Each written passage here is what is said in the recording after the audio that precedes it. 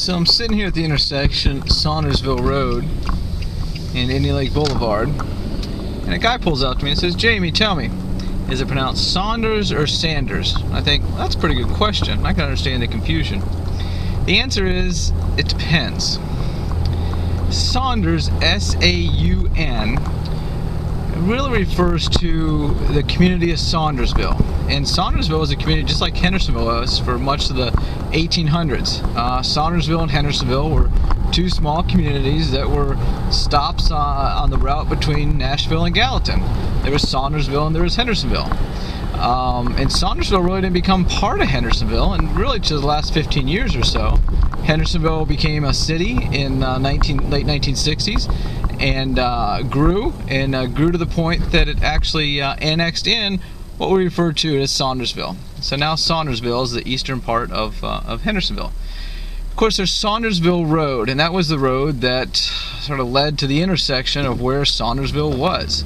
And there was actually at one time there was a Saundersville ferry, and still in Mount Juliet there's a Saundersville Ferry Road. So that sort of adds to the whole confusion with Sanders Ferry Road. Now Sanders, S-A-N, is the name of James Saunders. He was the son-in-law of Daniel Smith. Daniel Smith is the owner of Rock Castle. Daniel Smith wrote the Tennessee Constitution and created the first map of the state of Tennessee. Daniel Smith's son-in-law was James Saunders, and James Saunders owned property just across from Drake's Creek. Now this is before there was ever a lake. It was just the river. It was just the Cumberland River that wandered through along the southern border of Sumner County, and Drake's Creek flowed into it just like a small tributary. Again, this is before the dam, before the lake was impounded. Well, James Saunders lived across the creek from Daniel Smith, across from Rock Castle, and James Saunders had a ferry, and of course that ferry was known as Saunders Ferry. And on that ferry, he would take people and goods across the river over into Davidson and Wilson County, but he'd also take people downriver. He was in competition with a guy who had a ferry nearby whose last name was Walton, and that was William Walton, I believe. And so he had Saunders Ferry, and not too far was Walton Ferry. Well, after a while, the roads to get to those ferries became known as Saunders Ferry Road and Walton Ferry Road, and they're two roads that run parallel to each other to this day. Well, the part of the confusion comes from the fact that James Saunders' name was probably pronounced Saunders, even though it was spelled S-A-N. When James Saunders was alive, his name was probably pronounced as if it's S-A-U. The reason I think that is that, and a lot of people think that, is that Justice Roger Taney was in a similar situation. Justice Taney was the Chief Justice of the United States in the middle 1800s, and he spelled his name T-A-N-E-Y. He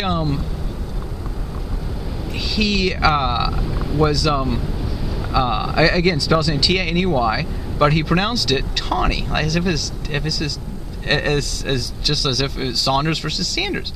Well, so James Saunders, certainly a contemporary about this time, probably pronounced his name Saunders, again adding to the confusion.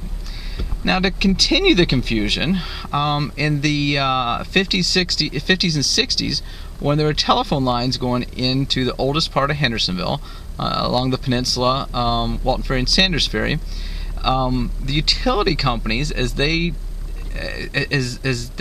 underwent an effort to organize and list all the properties there and all the customers there, they misspelled the street signs. And so Saunders Ferry, which is named after James Saunders, which should have been S-A-N, Saunders Ferry Road was written on those street signs as Saunders Ferry Road. And that continued. I remember seeing signs like that into the 1980s. And eventually it was fixed so that today we have the correct spelling of James Saunders' name on Saunders Ferry Road. Now, having said all that, I'm not sure that I really answered this guy's question when he asked me if it's pronounced Sanders or Saunders. Really, what the question should be is, how do you spell Saunders? How do you spell Sanders? And when it comes to Saunders Ferry Road, it's S-A-N. And when it comes, or Saunders Ferry Road, and when it comes to Saundersville, it's really S-A-U-N. Now, having said all of this, I think what we really should just be happy that the one thing that we do know is that it's a really good thing that these two roads, Saunders Ferry and Saundersville, don't intersect.